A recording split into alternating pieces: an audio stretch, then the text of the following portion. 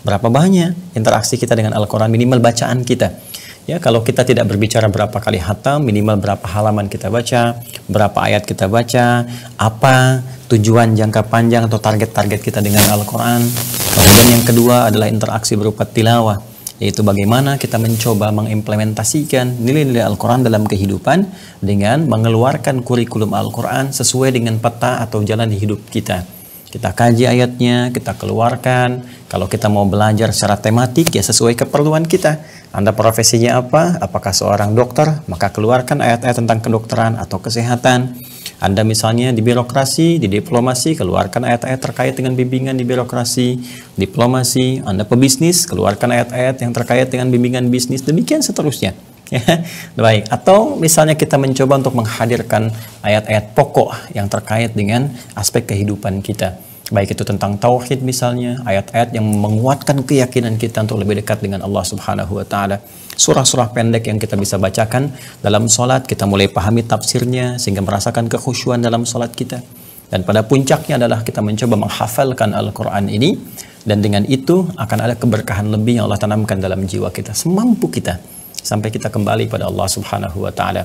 Kemudian walladzina min qablik, ya, walladzina yu'minuna bima unzila ilaika wa ma unzila min qablik, dan juga meyakini bahwa ada kitab-kitab yang diturunkan sebelum Al-Quran kepada nabi-nabi sebelum Nabi Muhammad sallallahu alaihi wasallam, yang itu semua dikisahkan dalam Al-Quran.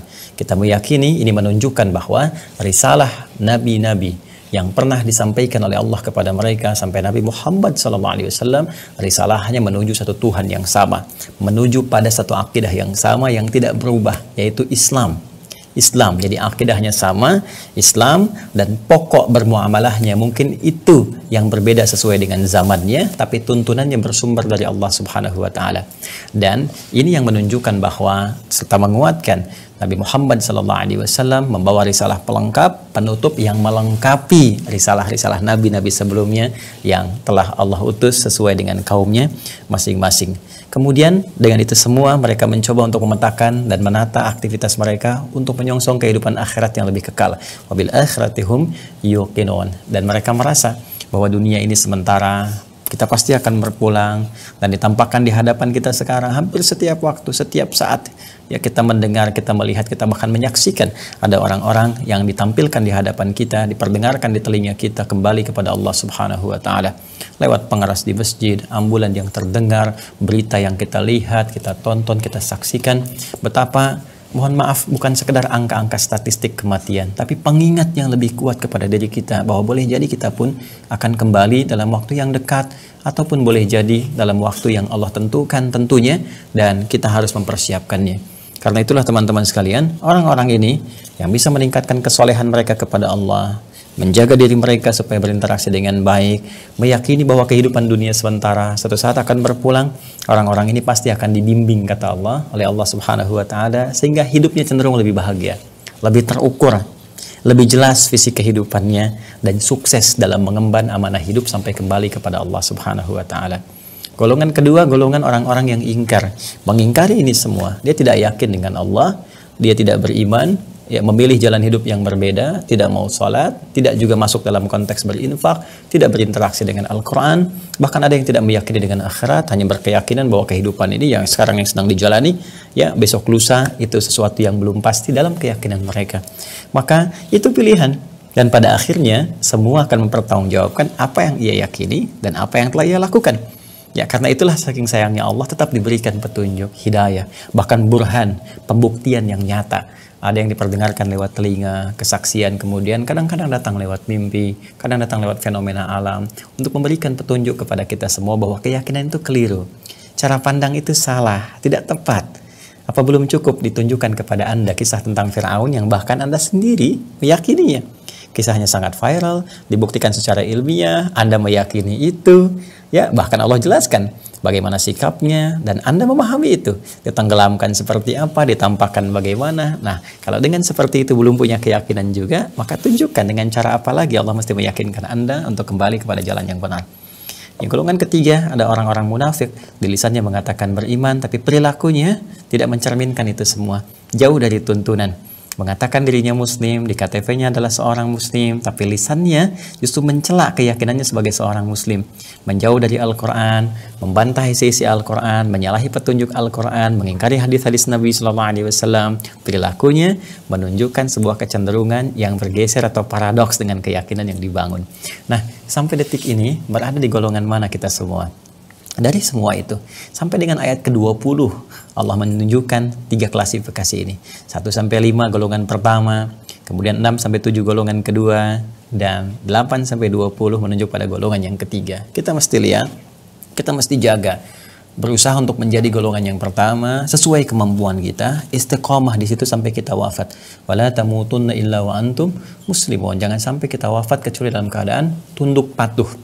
Ya, muslim itu kan patuh. Dari kata aslama yuslimu, yang menyerahkan diri, yang patuh sepenuhnya.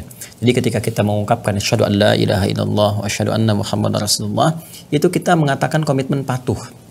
Patuh kepada Allah, ya, dengan cara mengikuti tuntunan Rasulullah SAW. Jadi cara mematuhi Allah, lihat bagaimana Nabi menunjukkan kepada kita. Diserap oleh para sahabat, disampaikan kepada tabi'in, kemudian diwariskan oleh para ulama kepada kita. Ditunjukkan kepatuhan kita kepada Allah Subhanahu wa Ta'ala lewat konsepsi syariat yang telah dibangun untuk kita amalkan dalam kehidupan. Karena itulah teman-teman sekalian, sampai detik ini saya, Anda, kita semua, kita mencoba untuk melihat diri kita lebih jauh. Ya, mengevaluasi diri, melihat nampaknya ini suasana yang sangat bagus dalam tanda petik ya, untuk kita lebih banyak menilai diri, berevaluasi, muhasabah, bertobat, dibandingkan kita lebih banyak menunjuk atau melihat orang lain. Ya, boleh jadi masa-masa itu semakin dekat, usia semakin mendekatkan kita kepada ajal kita, dan di situ cara terbaik untuk kita menyiapkan diri sebelum kembali kepada Allah Subhanahu wa Ta'ala.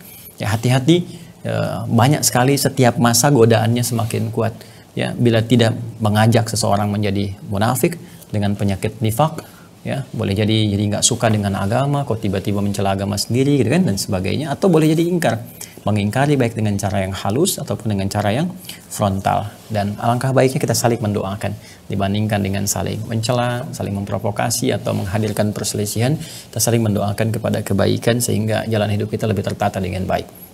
Kemudian Allah tunjukkan bukti bagaimana kekuasaan Allah dibangun sehingga mengajak semua hamba itu untuk kembali ke taatan, ya, taat kepada Allah Subhanahu wa Ta'ala. Di ayat ke-21 Allah tegaskan kepada semua manusia supaya kembali, ya, kepada jalan yang benar, supaya tetap menuhankan Allah sesuai dengan komitmen yang dibangun saat mulai dalam kandungan ibundanya usia 4 bulan itu. Quran surah ke-7 di ayat 172 itu. Wa idz akhadha rabbuka min bani adama min zuhurihim dzurriyyatahum wa asyhadahum ala anfusihim alastu birabbikum qalu bala syahidna. Ya, semua mengatakan kami bersyahadat, kami bersaksi ya Allah, kami menuhankan Engkau. Semua berkomitmen untuk menyembah Allah Subhanahu wa Ta'ala. Karena itulah setelah Allah jelaskan klasifikasi manusia, Allah jelaskan tentang bagaimana pengaruh-pengaruh kehidupan, maka Allah meminta semua untuk mematuhi kembali kepada hukum Allah sehingga bisa menjalani kehidupan dunia dengan tenang, dengan nyaman sampai pulang kembali pada Allah Subhanahu wa Ta'ala. Konsepsi hidup dunia itu kan sederhana teman-teman sekalian. Walaupun implementasinya itu bisa menjadi sulit bergantung kepada, ya, kita berkomitmen terhadap ketentuan Allah. Kan saat Allah menurunkan Nabi Adam itu, sejak manusia pertama diturunkan, jelas, ya, jelas ketetapan Allah disampaikan di Quran surah kedua Al-Baqarah ayat 38 itu.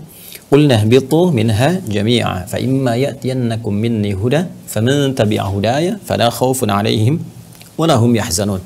Mulai sekarang Adam, istrimu, gitu kan, semuanya turun, dimulai misi kehidupan di bumi. Kalian punya tugas, punya risalah. Jadi kita ini punya tugas di bumi, ya, dan akan meninggalkan bumi. Ya, kematian itu kan kita meninggalkan, dunia ini kita tinggalkan. Makanya diumumkan kan, bahkan baik dituliskan, media cetak, elektronik, misalnya diumumkan atau bahkan sampai di masjid telah meninggal dunia. Artinya meninggalkan dunia kan, dan disadarkan di pendengaran kita hampir setiap hari bahwa kita tidak abadi di sini. Kita akan pulang. Ya, karena kita tidak abadi, artinya kita sedang membawa misi, sedang bertugas. Ya, mesti sadar ini, ya, mesti sadar bahwa kita akan pulang dan kita akan kembali kepada Allah Subhanahu wa Ta'ala. Karena itulah meninggal dunia. Nah, yang paling menarik saat berada di dunia ini, konsepsi yang dibangun dalam aktivitas kehidupan kita oleh Allah tegas disampaikan. Kalian itu di dunia itu hidupnya, kata Allah, nih ikuti jalur ini, maka saya jamin fala khaufun 'alaihim wa lahum yahzanun. Kalian tidak akan pernah merasa gelisah, merasa galau dan bersedih hati. Ya, jadi lawannya apa? Lawan gelisah kan tenang.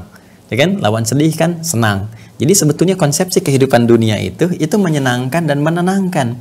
Syaratnya adalah mengikuti ketentuan Allah. Faman tabi'a hudai, aku berikan di petunjuk supaya kalian tenang, nyaman hidup, nyaman beraktivitas, senang dalam setiap passion yang mungkin kita pilih dalam berkehidupan di muka bumi ini. Tenang, nyaman, diberi kekuatan untuk menghadapi setan. Ini ayatnya, ini petunjuknya, ini amalannya. Diberi kekuatan untuk mengendalikan nafsu, ya. Ini petunjuknya, ini amalannya. Diberi kekuatan dan petunjuk, ya, untuk bisa misalnya mengembangkan intelektualitas kita, mencari harta untuk berkehidupan yang baik. Semua sepanjang diikuti. Tapi kalau menyimpang, maka akan muncul mulai kegelisahan. Ya, kata Allah, kerjakan yang soleh, yang benar, malah bergeser kepada yang salah. Ada cara untuk berbuat jujur, dia memilih korupsi, maka mulai gelisah. Ya kan? Ada cara untuk jujur, dia mulai berdusta, maka mulai tidak tenang. Ya, pada akhirnya kan kesedihan, ungkapan, minta diampuni, minta ini, minta itu. Ya, kenapa dari awal tidak berjalan kepada jalan yang benar, konsisten di dalamnya? Jadi konsepsi kehidupan dunia itu, kata Allah, tenang, senang sepanjang diikuti petunjuknya. Meninggal pun konsepsinya demikian. Ya, Quran surah ke 89 itu Al-Fajr ayat 27 sampai 30. Ya ayyatuhan nafsul mutmainnah irji'i ila rabbiki radiyatan mardiyah fadkhuli fi ibadi wadkhuli jannati. Kata Allah, hei kalian yang telah mengikuti petunjuk-petunjukku sehingga berkehidupan tenang dan senang dalam konteks kehidupan dunia dengan passion yang kalian pilih, baik dengan tenaga, dengan pengetahuan, dengan harta, ataupun dengan kedudukan. Dan tiba waktunya kalian pulang, dan cara pulangnya pun tenang. Ya ayyatuhan nafsul mutmainnah. Ya ayyatuhan nafsul mutmainnah. Hei jiwa-jiwa yang tenang. Anda bayangkan.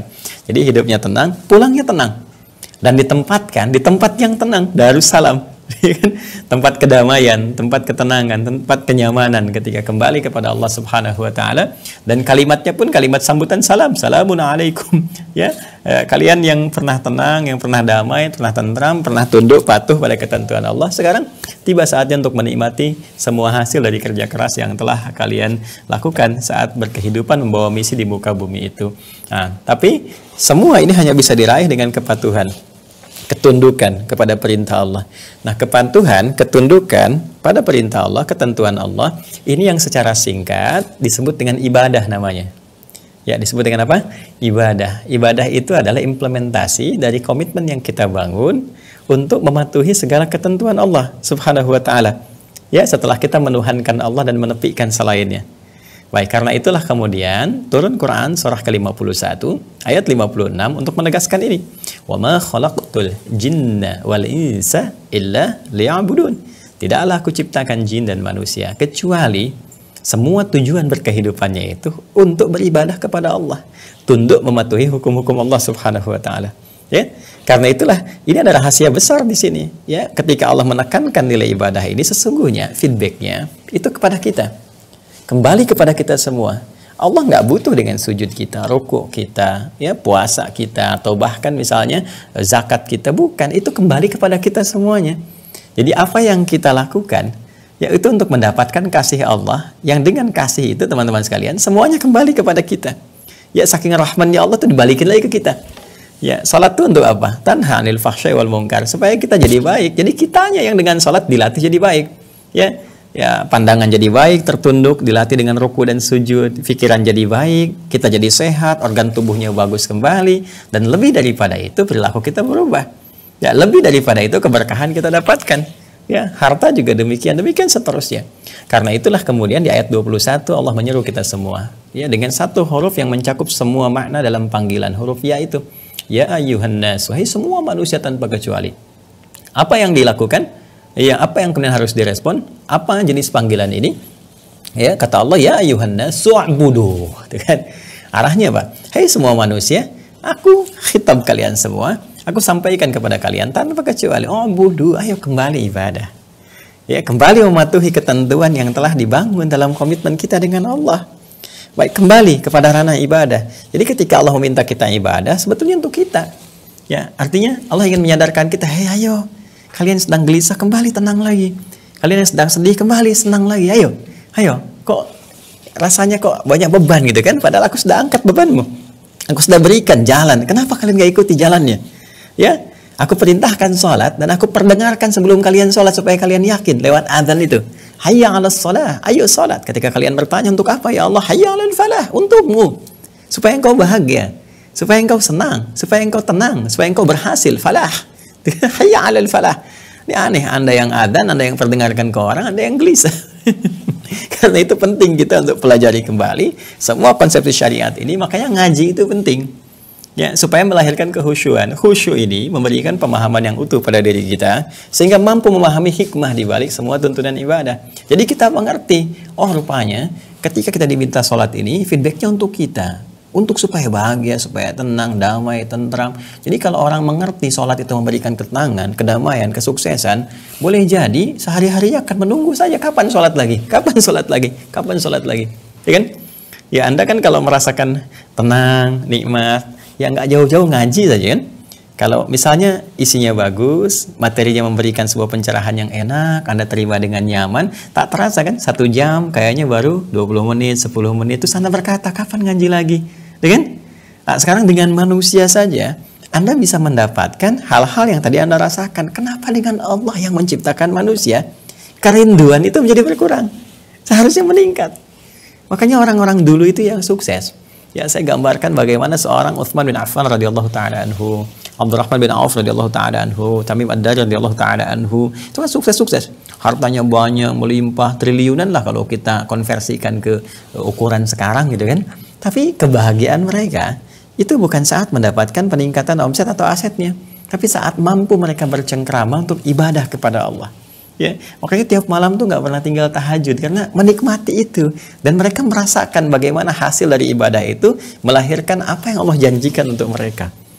Dan semua sama konsepnya sampai dengan saat ini.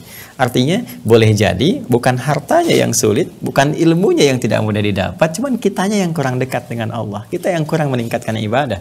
Ya, jadi kalau Allah sudah terangkan ayatnya, tunjukkan hasilnya, diberikan kisahnya, dan kita yakini kebenaran kisahnya viral sampai hari ini, dibuktikan secara ilmiah, maka seharusnya semua bukti itu memberikan keyakinan kepada kita untuk bisa menunaikan ibadah-ibadah dimaksudkan semampu kita, lebih baik dari apa yang pernah kita lakukan, dan lihat hasilnya. Fa idza faraghta fansab ila rabbika farghab. Maka Allah menyeru kita semua, ya ayyuhan nasu ubudu rabbakumul ladzi khalaqakum walladzina min qablikum la'allakum tattaqun. Orang-orang dulu juga begitu aku ciptakan supaya takwa meningkat, supaya bagus, kan?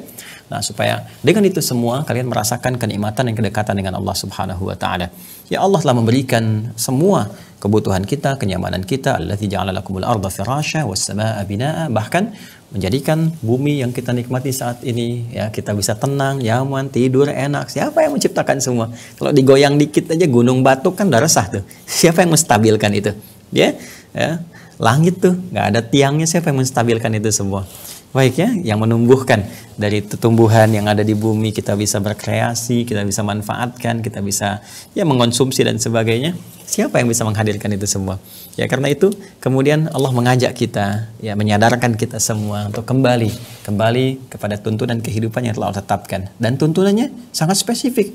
Ya, yang hafal bisa dibawa dalam dirinya, yang belum hafal bisa dibaca sekarang, ada tafsirnya, terjemahannya dengan berbagai bahasa, dan dijelaskan pula di situ, dikuatkan dengan Masya Allah ayat-ayatnya, kalimat-kalimatnya asli, original, ya, otentisitasnya terbukti, valid dari zaman Nabi sampai sekarang, nggak berubah, menunjukkan kebenaran isinya sampai hari ini, dan lengkap. Ya, detailnya ada dalam hadis, hadisnya juga kitab-kitabnya dikumpulkan oleh para ulama, lengkap, kurang apa lagi. Dulu orang untuk menggali hadis saja bisa jalan ribuan kilo, kan? Ya, mereka menempuh jalan berkilo-kilo hanya untuk mendapatkan bimbingan hadis Nabi SAW. Sekarang terkumpulkan lewat kitab-kitab hadis, Masya Allah. Tinggal gali, bahkan sekarang Masya Allah, ya tinggal cari di internet, ya di browsing saja sudah bisa mendapatkan hadis ini, hadis itu, tinggal dikuatkan kembali, cek di keterangan ulamanya, hadisnya benar atau tidak, maknanya bagaimana, semua ada. Ya, bahkan Allah kemudian menjelaskan kepada kita, kalau dengan semua itu belum yakin juga, dan kalian berkeinginan menguji Al-Quran, silahkan uji. Silahkan uji, tes, tanyakan kepada pakar-pakar bahasa, tanyakan pada pakar sejarah tentang kebenaran isinya. Nah, kalau kalian masih belum yakin, datangkan semisal Quran. Kalau nggak mampu, ya bertakwalah, karena semua pasti akan kembali, semua akan pulang. Ya, khawatirnya lupa dengan misi, pulang, bahkan ingkar, nanti terancam dengan hukuman yang begitu besar.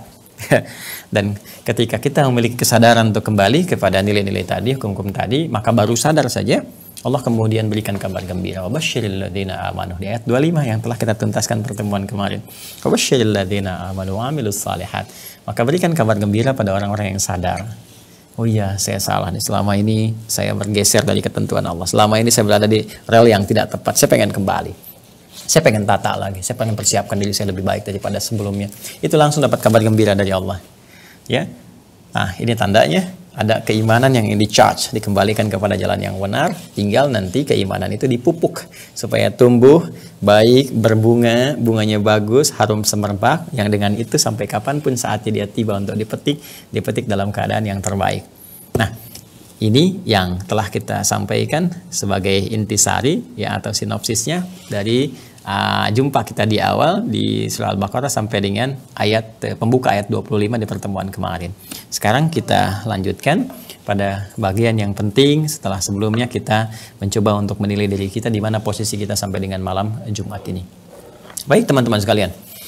Wabasyiril ladzina amanu wa 'amilus shalihat. Berikan kabar gembira kepada seluruh orang-orang yang beriman, ya, mau meyakini Allah Subhanahu wa taala dan segala ketentuan yang telah Allah tetapkan melalui petunjuk Rasulullah sallallahu alaihi wasallam. Nah, dan dengan keimanan ini wa amilus shalihat, mereka akan buktikan sekaligus pupuk imannya melalui amal saleh. Nah, di sini saya teman-teman sekalian akan memberikan penekanan pada dua sandingan antara iman dengan amal soleh yang salah satunya sudah kita uraikan di pertemuan yang lalu, dan ini nanti akan terkait berkelindan dengan apa yang akan kita bahas sekarang, khususnya tentang kurikulum surga, ya, kurikulum surga yang kita turunkan ke bumi. Baik, saya izin dulu ya kita berdiri. Ini saya masih coba juga bawakan 3 kitab yang sama, ya, dari Tafsirul Jalalain yang kemarin kita bahas, Tafsir Al-Quran Al-Azim karya Ibnu Katsir, kemudian juga tafsir karya Syekh Fakhruddin Ar-Razi, ya, Mafatihul Ghaib atau Tafsir Al-Kabir. Baik, sekarang kita akan tekankan dulu pada penyandingan 2 kalimat, 2 diksi di dalam bentangan ayat-ayat Al-Quran yang seringkali bersanding bersamaan, ya, yaitu kata iman, ya, baik ya, dan amal saleh. Amal saleh, ya. Baik, kalau kita sering membaca, berinteraksi dengan Al-Quran, sering kita temukan misalnya kata iman diwakili dengan alladzina amanu misalnya, ya, seperti ini. Nah, kemudian plusnya pakai wa amilus salihat, seperti ini, ya. Ya, ini ya. Alladzina amanu wa amilus salihat, seperti di Al-Baqarah ayat 25 yang tengah kita bahas, wabasyiril ladzina amanu wa amilus salihat, seperti di surah 103 Al-Asr, wal 'asr innal insana lafi khusr illa alladzina amanu wa amilus salihat, ya, wal 'asr innal insana lafi khusr illa alladzina amanu, satu dengan wa amilus salihat. Kadang-kadang bentuknya bentuk progresif yang minta terus tingkatkan. Biasanya berbentuk fi'il mudhari yang pernah saya ajarkan pendahulunya atau yang disisipkan di awalannya itu menggunakan satu di antara 4 huruf, hamzah, nun, ya, ta, disingkat dengan anita, ya kan? Nah, misalnya di Al-Baqarah di ayat 3 yu'minun ada ya-nya, ya, alladzina yu'minuna. Nah, seperti ini, ya, yu'minun, kan? Nah, ini bisa pakai amanu, ya, bentuknya ini bentuk fi'il madhi past tense, ya, kemudian yu'minun itu progresif di sini. Bisa juga berbentuk kata benda mu'minun, ya, qad aflahal mu'minun misalnya Quran surah ke-23 ayat pertama, seperti ini. Ini kalimat-kalimat iman. Dan seringkali sandingannya dengan amal saleh, baik langsung kalimatnya amilus salihat dalam bentuk general umum ataupun detil turunan amal solehnya, bentuknya seperti apa. Jadi kalau Anda bertanya beramal solehnya bagaimana, maka dirinci oleh Al-Quran, kan? Seperti ini, ya alladzina amanu misalnya, ya, nanti turun rinciannya, kutiba alaikumus syiyam, puasa, ya kan? Nanti kutiba Ya, alaikumusiyam. Nah, ini detailnya. Satu misalnya puasa. Ya.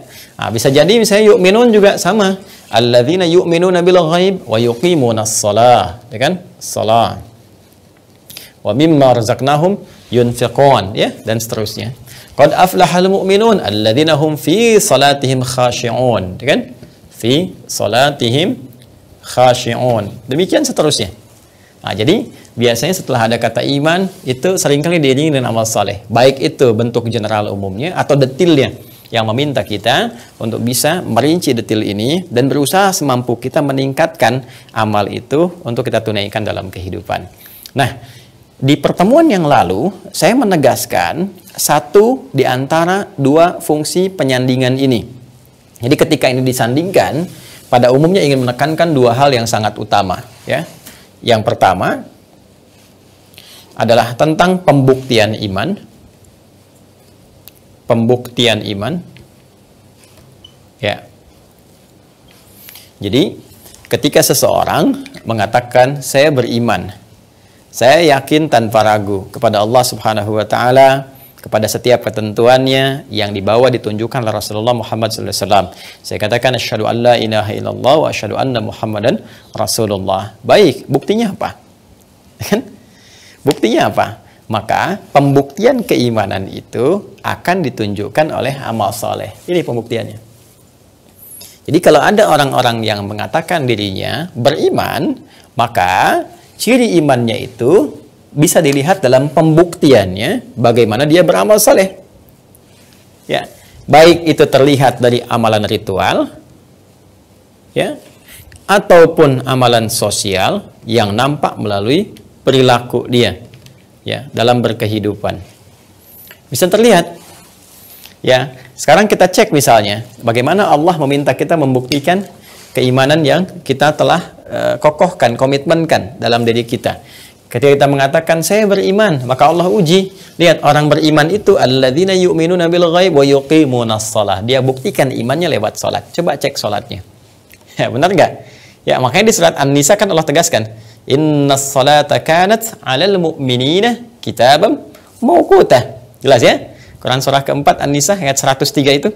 Ya, di ujung ayatnya innas salata kanat 'alal mu'minina kitaban mawqutah. Sungguh salat itu bagi orang-orang yang beriman itu jelas waktunya. Dia sudah mengetahui. Jadi orang beriman itu jangankan salatnya, waktu salatnya pun dia paham. Di standar salat itu mengetahui kapan dia mesti salat. Besok subuh jam berapa saya salat, dia siap-siap. Makanya sering saya katakan, ya, orang yang beriman standarnya bisa diukur dengan panggilan salatnya. Ketika disebutkan nama Allah itu ada di Quran surah ke-8 ayat kedua. Ya, innamal mu'minuna alladzina idza dzukirallahu wajilat qulubuhum. Sungguh orang yang beriman sejati itu, mukmin yang sejati bisa diukur. Standarnya kalau disebutkan nama Allah ada getaran dalam jiwanya. Quran surah ke-8 Al-Anfal ayat kedua. Bagaimana kemudian untuk menguji getaran jiwa itu? Diperdengarkan nama Allah sehari 5 kali dalam azan. Makanya pembuka azan itu kalimatnya yang pertama Allah. Allahu Akbar, Allahu Akbar. Nah, ketika kalimat itu dikumandangkan, getarannya ada nggak di jiwa kita tuh? Ya, getaran yang mendorong kita ingat Allah dan ingat cara kita mengingat Allah untuk berkomitmen menuhankannya itu dengan cara menyembahnya. Makanya ketika azan berkumandang, pasti yang diingat itu sholat. Itu kan komitmen kita untuk menyembah Allah. Ya, karena kalimat la ilaha illallah itu diikuti dengan komitmen untuk menyembahnya. Di Quran surah ke-20, Thaha, ayat ke-14. Innani anallahu la ilaha illa ana, la ilaha illa ana, Allah fa'budini. Kan? Ya, sungguh saya Allah, kata Allah. Nggak ada Tuhan yang layak disembah, dipertuhankan kecuali saya. Kalau kamu sudah menyatakan saya Tuhan, maka buktikan fa'budni, sembah saya. Bagaimana cara menyembahnya? Teruskan ayatnya. Wa aqimis salata li dzikri. Tunaikan salat untuk mengecek kamu ingat nggak dengan aku. Ya. Ya. Makanya dijawab di Al-Anfal ayat yang kedua, ya, ketika surah Thaha ayat 14 mengatakan wa aqimis salata li dzikri, dijawab di Al-Anfal innamal mu'minuna alladzina idza dzukirallahu wajilat qulubuhum. Makanya kalau orang-orang beriman sejati disebutkan nama Allah, baru disebutkan bergetar jiwanya. Oh, ini komitmen saya dengan Allah nih. Tiba panggilan salat, kan? Sudah tiba panggilan salat. Nah, itu kalau saat azan berkumandang ada getaran, itu standar keimanan kita. Menunjukkan iman kita masih ada dalam diri kita itu. Beriman kita. Tinggal pembuktiannya. Ya, pembuktiannya salat nggak? Semakin cepat merespon sholatnya, semakin menunjukkan imannya bagus. Apalagi sebelum adzan, ya dia sudah melihat, oh ini jam sekian, saya harus persiapkan dulu, tampilnya bagus, sholatnya baik dan sebagainya. Ini menunjukkan kekuatan imannya dalam aspek ritual.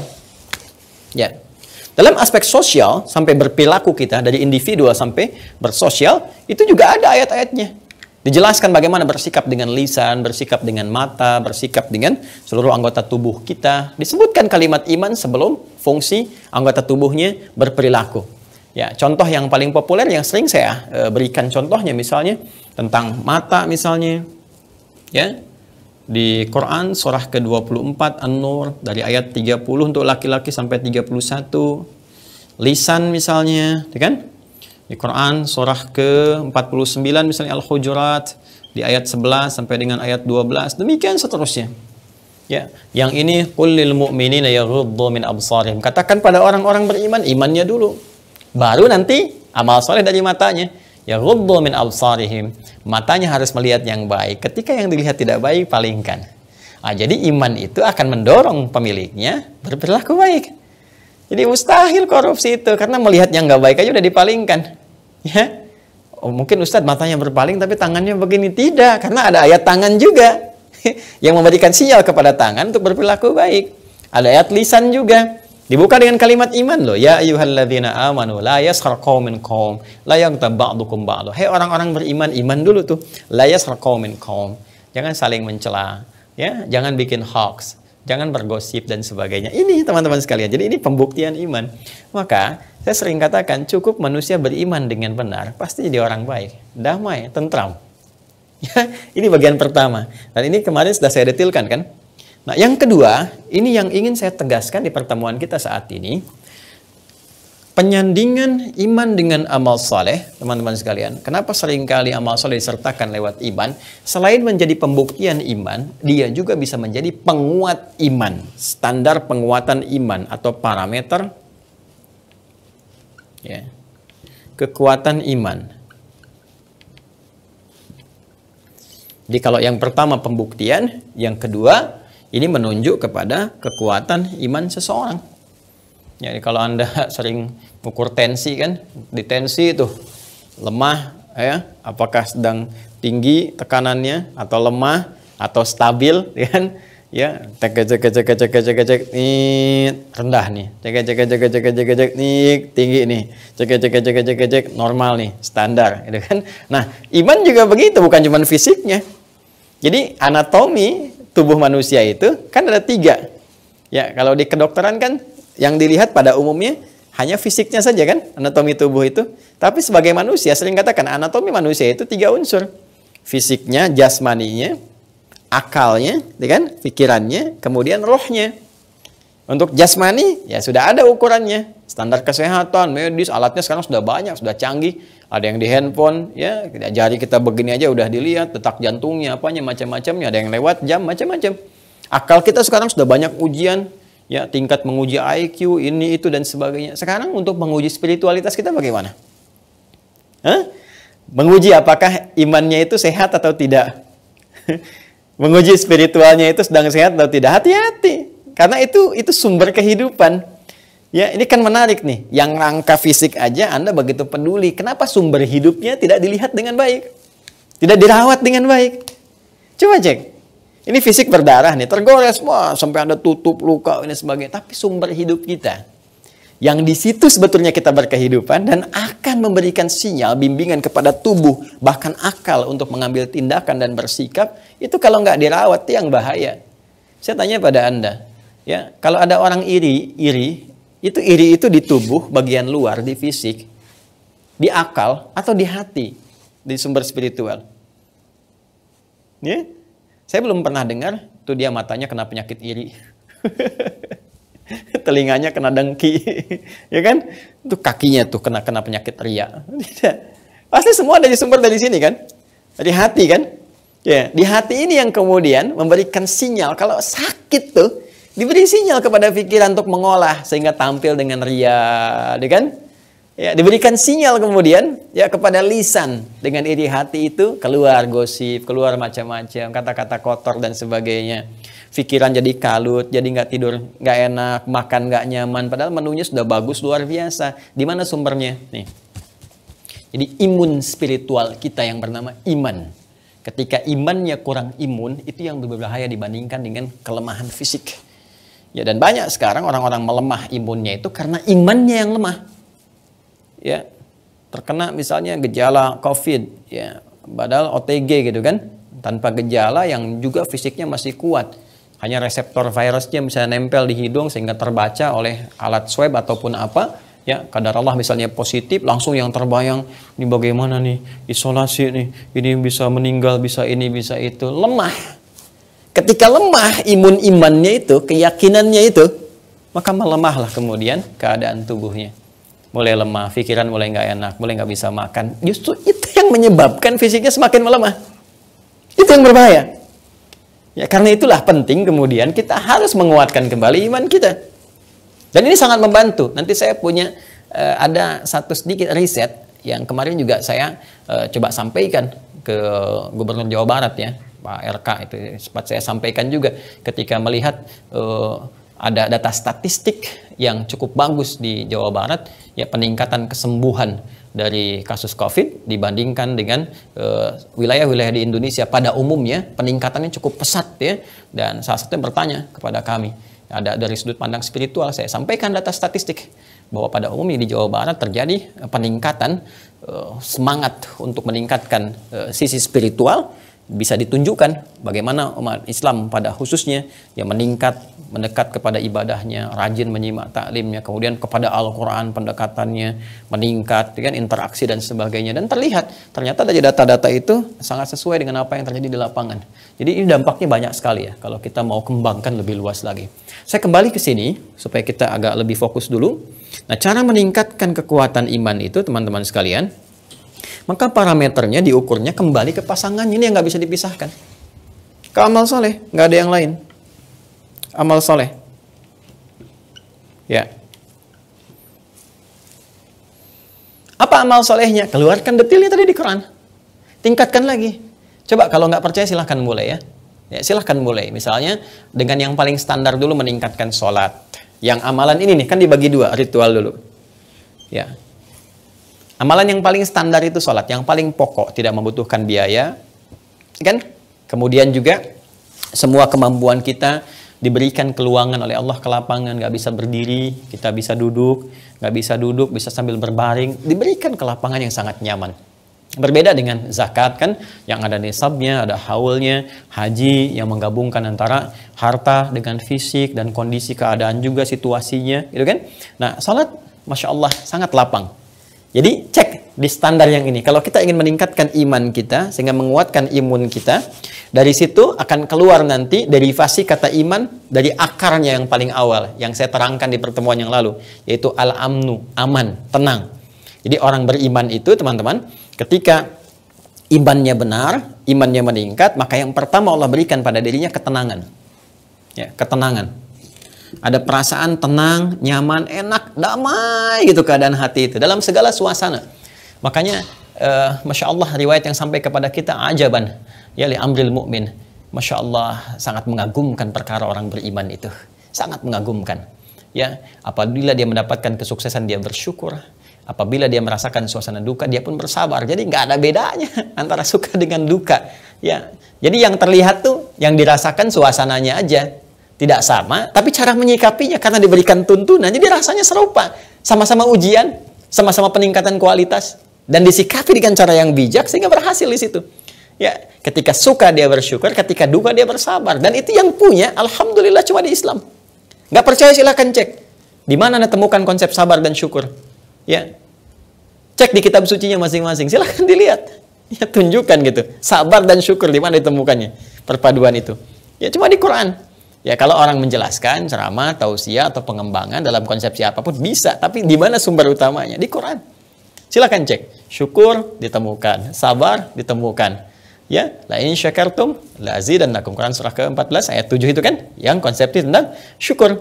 Sabarnya di mana? Innallaha ma'as Sabirin. Sungguh Allah bersama orang-orang yang sabar. Dijelaskan lagi bagaimana cara sabar, dijelaskan bagaimana cara syukur, ada semuanya.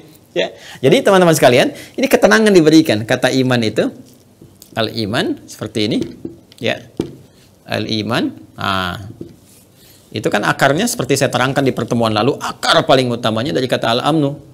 Nah, makanya di Quran disampaikan ulaika lahumul amnu, ulaika lahumul amnu. Orang-orang yang beriman alladzina amanu, kan? Orang-orang yang beriman itu dan imannya benar, cara berimannya, maka yang pertama Allah berikan kepada mereka ulaika lahumul amnu. Mereka diberikan ketenangan, kedamaian dalam jiwanya.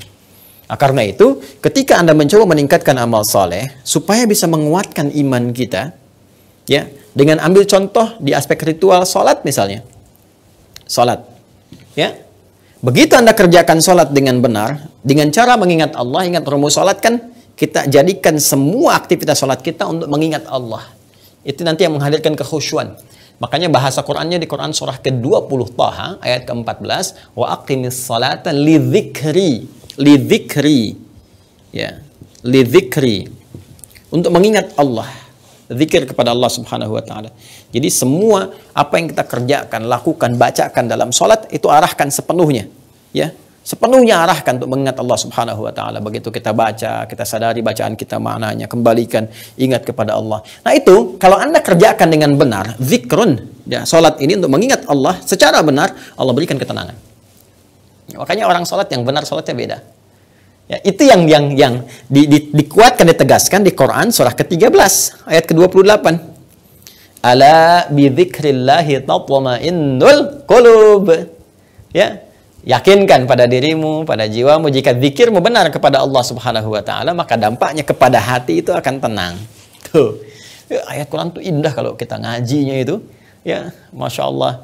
Ngajinya total gitu kan, dilihat ini kemana, korelasinya, ayatnya kemana, saling menafsirkan satu dengan yang lainnya. Tuh lihat, diminta menguatkan iman. Dengan menguatkan iman tuh kita akan tenang. Ya, cara menguatkannya pertama aspek ritual, tunaikan sholat. Sholat itu fungsinya mengingat Allah sebagai zikir kepada Allah. Fungsi zikir itu menenangkan hati. Jadi semua terkorelasi. Nanti setelah hati tenang, ada kenyamanan dalam hati, al-insyirah itu, maka ketenangan itu akan membimbing kita beraktivitas, berikhtiar. Dan ketenangan itu yang menghadirkan petunjuk Allah datang. Makanya orang tenang itu cenderung bijak. Karena bisa menata semua pola-pola tindakan yang akan dia lakukan. Bertuturnya pun terasa. Ya, terasa lebih terstruktur, lebih rapi, lebih baik. Tindakannya lebih terukur. Karena dia punya peta-peta, pola-pola. Apa yang harus dia siapkan sebelum dia bertindak. Itu yang tenang. Ya, oke, sering saya katakan jiwa yang tenang melahirkan ibadah yang cemerlang. Jiwa yang tenang melahirkan kreativitas yang cemerlang. Jadi penting menjaga ketenangan jiwa itu. Ini, ya, konsepsinya ini. Sehingga tenang berkehidupan, tenang pulang dan kembali kepada tempat yang menenangkan. Ya. Nah, ada juga nanti kita bisa melihat parameter kekuatan iman selain dari sisi ritual juga ke sisi ini, sosial. Bagaimana kita berperilaku secara individual dalam konteks lingkungan komunal, maka disebut dengan konteks interaksi sosial kita. Ya, dalam bertutur kata, ya kan? Dalam melangkah, ya, dalam menyimak dan segala hal itu bisa kelihatan tingkat kekuatan iman kita.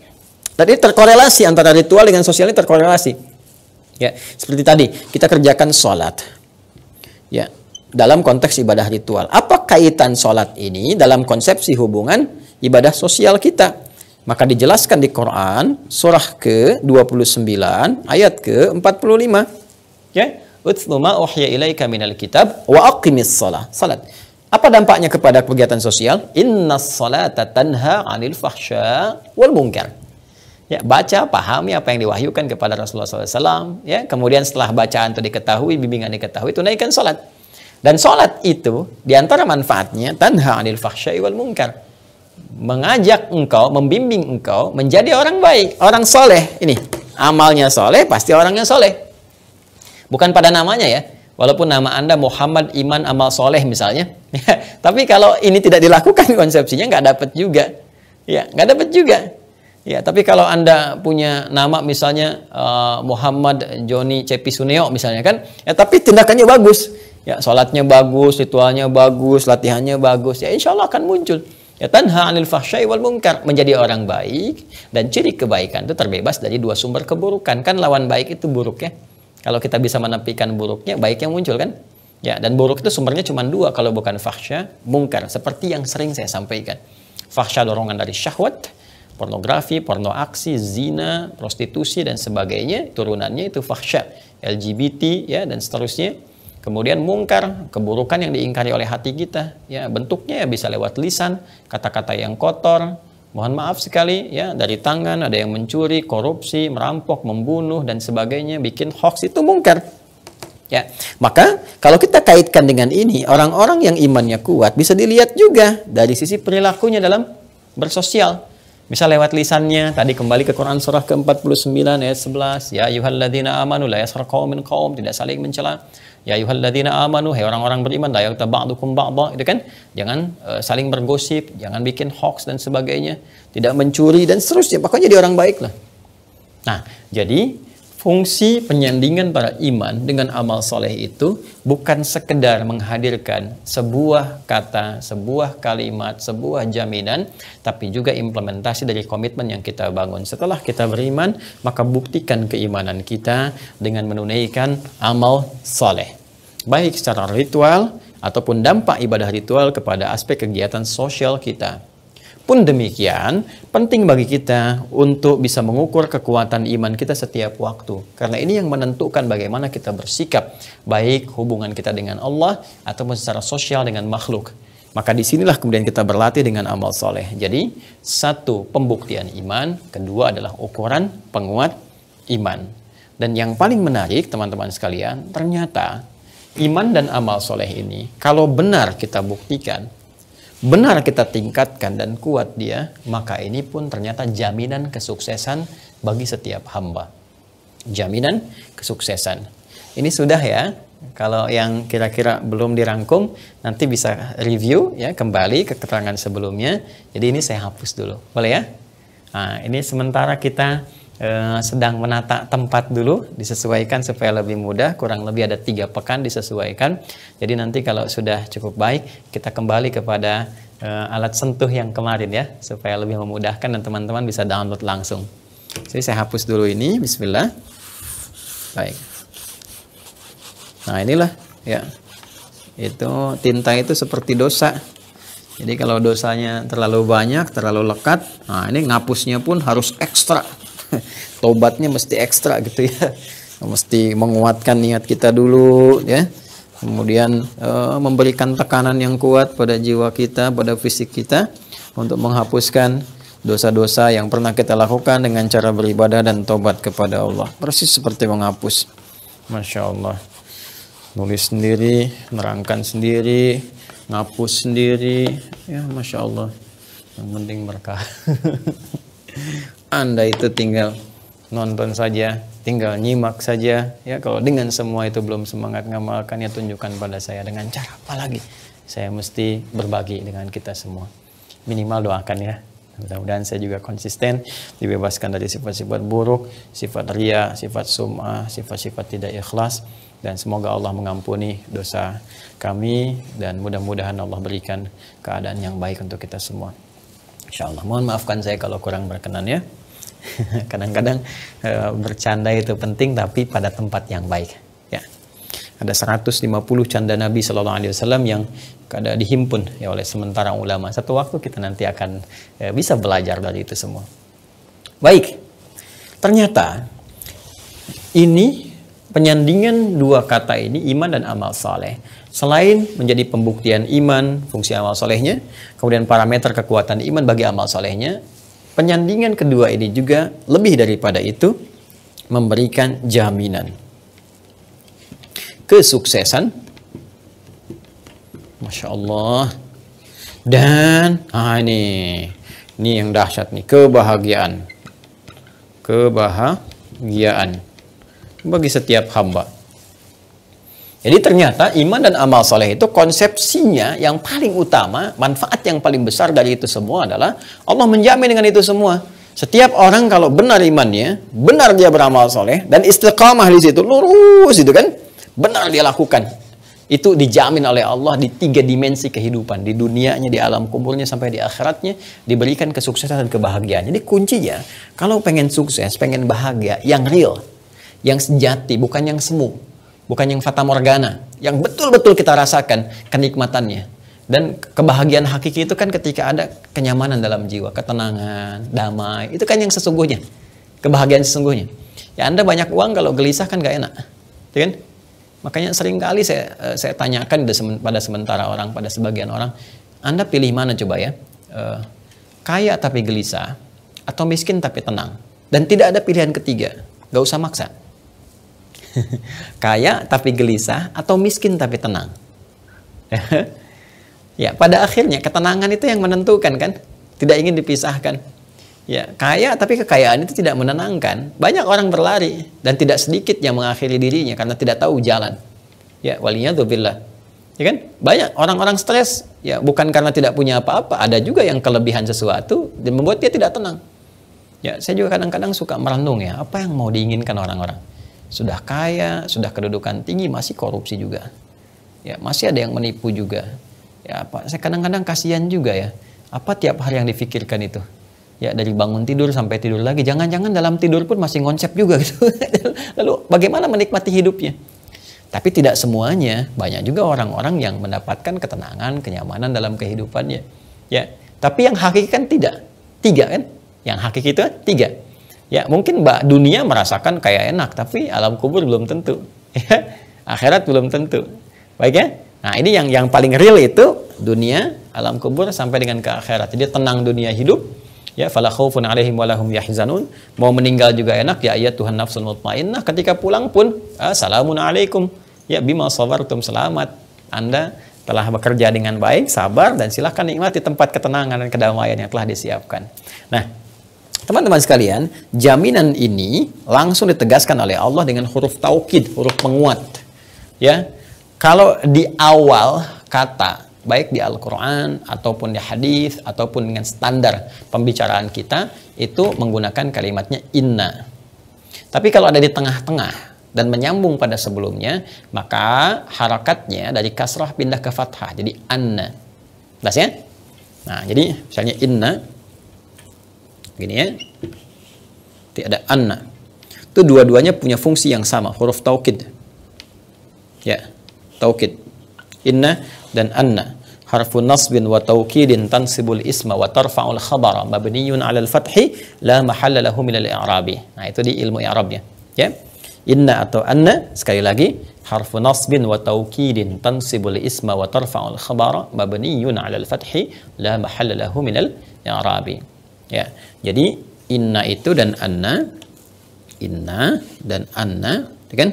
Yang pendek ya. Pendek. Kalau inna itu beda lagi. Anna beda lagi, nanti bersambung dengan nahnu yang disingkat dengan na, jadi panjang. Yang seperti ini yang pendek, harfu nasbin wa taukidin. Nasab, huruf nasab kalau secara harakat setelah ini, ya kalau ada kalimat setelah inna atau anna, itu harakatnya mesti nasab. Kalau tunggal dia fathah, kalau jama dia kasrah. Ya kan? Pada umumnya demikian. Nah, lebih daripada itu, maknanya nasab secara fikih lughahnya, filsafat bahasanya adalah nasab itu menancapkan sesuatu dengan kuat tanpa goyah. Ketika orang mengatakan nasabar rajulu asahu 'alal ardi, seorang menancapkan tongkatnya di tanah, gitu kan? Dengan kuat, nggak goyah, begitu dicampakkan tuh nggak goyah gitu, kuat. Itu nasabah namanya.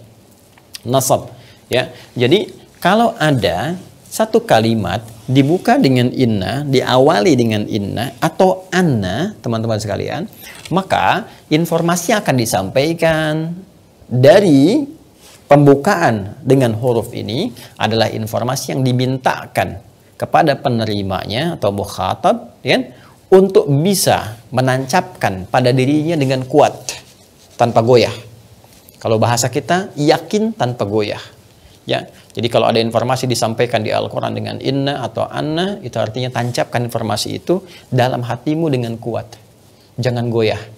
Nah, ini menunjukkan kalau dalam uslub gaya bahasa Arab, kalau ada kalimat dikuatkan, dibuka dengan inna atau anna, ini menunjukkan sementara orang kadang-kadang ragu, apa iya sih ya?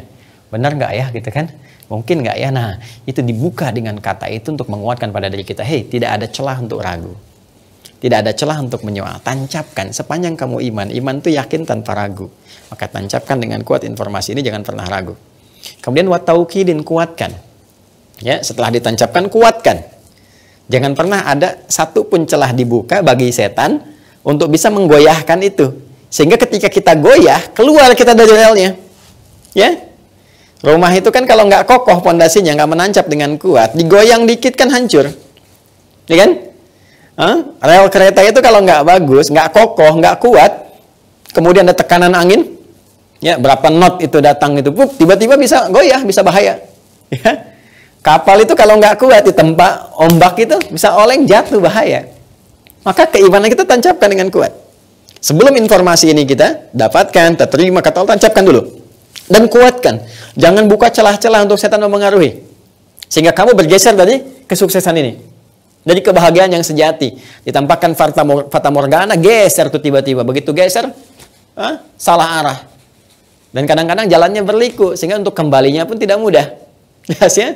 Nah, ini teman-teman sekalian, ini manfaatnya. Satu huruf tapi dalam sekali. Ya. Nah, kita teruskan. Wabashshiril ladzina amanu, kembali ke Quran, surah ke-2 Al-Baqarah ayat 25. Ini yang kita akan lanjutkan. Wabashshiril ladzina amanu wa 'amilus shalihat, ini. Dan berikan kabar gembira Muhammad sallallahu alaihi wasallam kepada seluruh kalangan yang telah beriman, yakin tanpa ragu, wa 'amilus shalihat, dan membuktikan keimanannya itu dengan memperbanyak amal saleh, baik secara ritual ataupun sosial, serta berusaha meningkatkan keimanannya setiap waktu. Tingkatkan. Bagi mereka itu anna. Tuh. Karena di tengah-tengah, nyambung dengan sebelumnya pakai anna.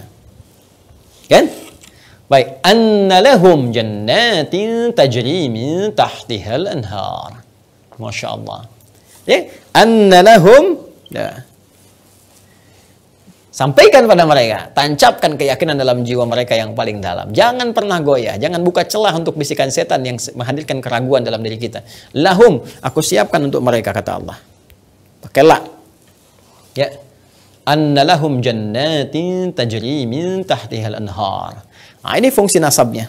Apa yang akan dikuatkan dalam diri kita? Ini harfun nasbin wa taukidin. Apa yang nasab di sini? Jannatin. Ya? Jannatin tajri min tahtihal anhar. Saya kasih kotak ini dulu. Ini kan bentuk jama dari kata jannatun. Nah, ini kan? Nah, ini teman-teman sekalian. Ini bentuk tunggalnya jannah. Satu, bi anna lahumul jannah. Ya. Ini bentuk tunggal. Kalau yang ini jannatin bentuk jama'. Tadi saya katakan nasab, kalau dalam gramatikal standar belajar harakat, kalau ada huruf inna atau anna, maka ciri nasabnya fathah. Kalau tanpa alif lam, jannatan. Ada alif lam, kalau alif lam muncul, maka tanwinnya hilang. Jannata. Kalau dijamakan, begini bentuk jama', maka berpindah harakatnya dari fathah ke kasrah, kembali ke sini. Ya, makanya karena Quran itu sempurna, seluruh diksinya, grammarnya, bahkan grammar itu terambil dari kaidah Al-Quran, maka sempurna. Begitu bentuknya jama', annalahum jannatin. Ya, jannatin tajri min tahtihal anhar. Sungguh, kata Allah, telah disiapkan bagi mereka itu. Tanpa ragu sedikit pun. Jannatin tajri min tahtihal anhar. Puncak kesuksesan dan kebahagiaan bagi mereka. Yang saking bahagianya, suksesnya, indahnya, Masya Allah. Bahkan dalam konteks akhiratnya pun. Nah, ini langsung puncak akhirat yang Allah berikan. Jadi kalau Anda ingin sukses, pada akhirnya kan semua ingin melihat puncaknya kan. Ya, puncak karir kan. Mau di apapun. Ya, di bisnis pengen posisi yang tinggi puncaknya. Yang kuliah pengen IPK sempurna, 4 semuanya gitu kan. Yang di militer pengen jadi panglima. Ya kan? Di kepolisian pengen jadi Kapolri tertingginya. Ya, dalam konteks diplomasi, Menlu. Ya, di birokrasi kok atasnya sampai tingkat tertinggi misalnya presiden dan sebagainya. Ya, pada akhirnya puncaknya kan. Dan puncak kehidupan yang hakiki itu kan akhirat. Akhirat. Ya. Puncak kehidupan yang hakiki apa? Akhirat. Makanya di surah Ad-Duha dikatakan walal akhiratu khairul laka minal ula. Ini kan? Dan kehidupan akhirat itu lebih baik daripada yang pertama, itu dunia. Karena abadi sifatnya. Kalau dunia kan sepuncak-puncaknya kita dapatkan, ditinggalkan, meninggal kan. Kalau sudah meninggal nggak dirasakan lagi, akhirat nggak ada meninggal lagi. Makanya kalau di akhirat itu bekal dunianya kita bagus, masuk surga dengan rahmat Allah, ya bagus, maka abadi. Bahagianya abadi, kayanya abadi. Kalau kaya akhirat, kaya nggak meninggal-meninggal. nggak ada meninggal lagi. Ya, tapi lawannya, mohon maaf, kalau fakir pun fakir terus.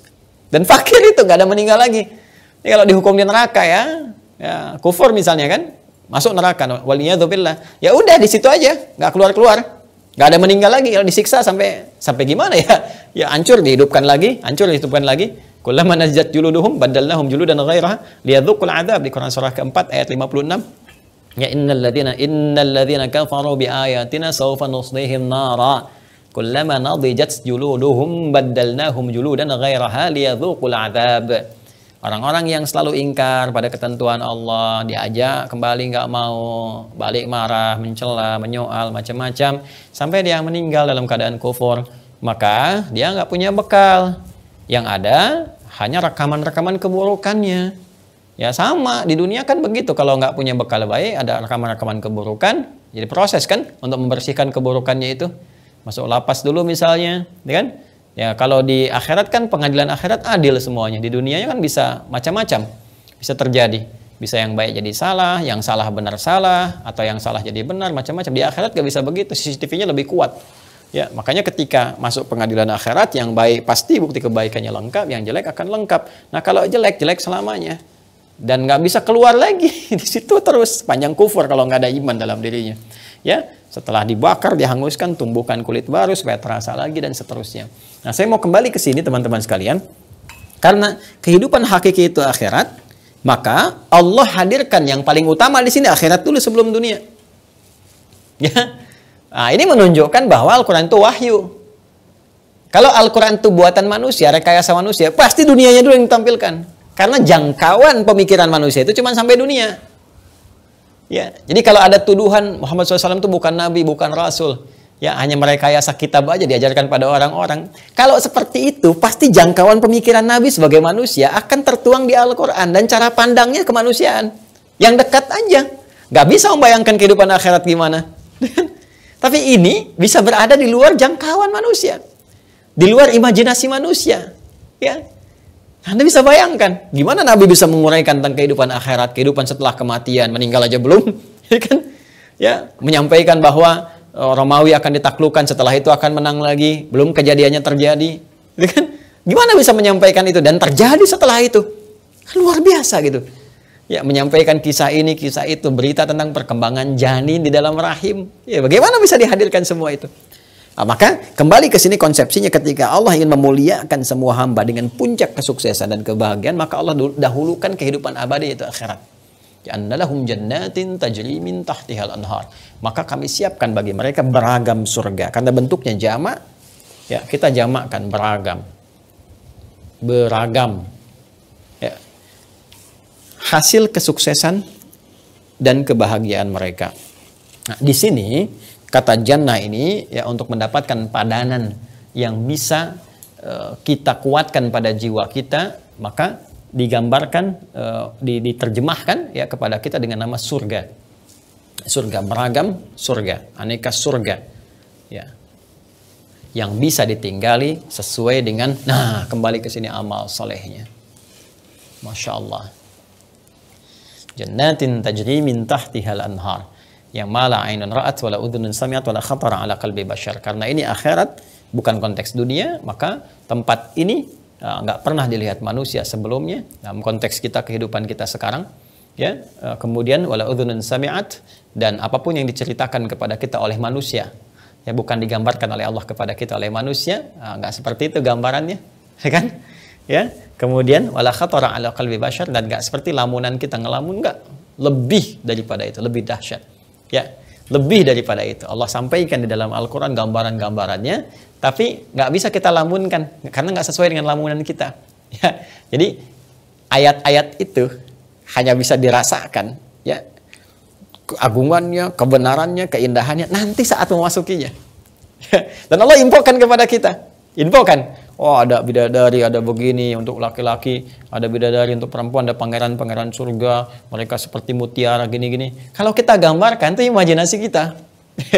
Makanya semua ayat-ayat Quran itu bukan fiksi. Mala ainun ra'at, kata Nabi, wala udhunun sami'at wala khatara ala qalbi bashar, bukan. Realnya begitu kalimatnya, tapi pembuktiannya saat kita ingin tahu nanti saat kita datang ke situ. Makanya motivasi kita harus masuk ke situ. Bagaimana cara mendapatkannya? Ini, iman, amal saleh. Ya, iman dan amal soleh. Seharusnya ayat-ayat itu jadi motivasi. Saya ingin itu semua saya ingin dapatkan, masya Allah gitu kan. Sampai-sampai dilukiskan dalam hadis ya, orang-orang yang lelah dan sebagainya, bahkan ada yang dihukum terlebih dahulu gitu kan, karena kesalahan-kesalahannya. Tapi dia punya iman, punya bekal amal solehnya, walau tak sebanding dengan yang salah, dia dihukum dulu. Itu begitu baru didapatkan tetesan air surga, masuk itu sudah melupakan semua penat, semua apapun. Ya, makanya kelelahan kita sekarang itu nggak ada apa-apanya dengan baru ditampakkan saja oleh Allah kepada kita kenikmatannya, gitu kan? Dan kita mendambakan itu semua. Ya apalagi ketika kita, masya Allah mudah-mudahan diberi kesempatan itu kan, untuk bisa berhadapan dengan Allah dalam kebaikan, berjumpa dengan Rasulullah SAW. Makanya digambarkan di Quran, wujuhun yawma idin nadhirah ila rabbiha nadhirah. Quran surah 75 Al-Qiyamah ayat 22 sampai 23. Ada kegembiraan terbesar bagi insan beriman adalah ketika dia bisa menatap Rabbnya. Allah Subhanahu wa taala yang sangat dia rindukan. Maka berbinar-binar wajahnya. Ya Anda aja, mohon maaf ya, laisa kamitslihi syai', enggak ada yang serupa dengan Allah Subhanahu wa taala, serupa dengan hukum dan keadaannya. Kita di dunia saja terpisah dengan orang tua. Anda sekolah belasan tahun, puluhan tahun, begitu melihat orang tua kan rindu gitu kan. Mau ketemu orang tua sampai nungguin, lama nunggu dan sebagainya. Ya, bagaimana kisah Nabi Yakub dengan Nabi Yusuf, atau orang tua kekinian ingin jemput anak di bandara setelah belasan tahun sampai nunggu sampai dari malam, padahal pesawat baru tiba mungkin menjelang siang gitu kan. Nah, sekarang kita belum pernah menatap Rabb kita yang merawat kita, menyembuhkan saat sakit, mengampuni dosa kita, memaafkan kesalahan kita, dan memberikan segalanya untuk kehidupan kita kan. Dan masya Allah ya, dan ada satu titik peluang kita untuk berjumpa, untuk kembali kepada Allah Subhanahu wa taala. Maka tidak ada kegembiraan terbesar bagi orang beriman, insan beriman, kecuali ketika dia kembali kepada Rabbnya, dan dengan kembali itu dia bisa menatap keagungannya dengan izin Allah Subhanahu wa taala. Wujuhun yawma idzin nadhirah. Semoga Allah berikan kesempatan kepada kita dengan segala yang terbaik tadi. Poinnya ini, iman dan amal saleh. Nah, sekarang pertanyaannya adalah, ketika surganya beragam, ini apa saja ini surga itu? Bagaimana tingkat keistimewaan dari setiap surga itu? Dan amal soleh apa yang secara spesifik bisa menjadikan kita menikmati surga itu? Yang kita kenal dengan surga Firdaus, kan? Kita kenal dengan surga Aden, ya? Kita kenal dengan ada pintu Babur Rayyan dan seterusnya. Nah, maka apakah setiap orang bisa menikmati semua ragam surga itu? Ataukah hanya kalangan-kalangan tertentu yang bisa menaikinya, memasukinya, menikmatinya?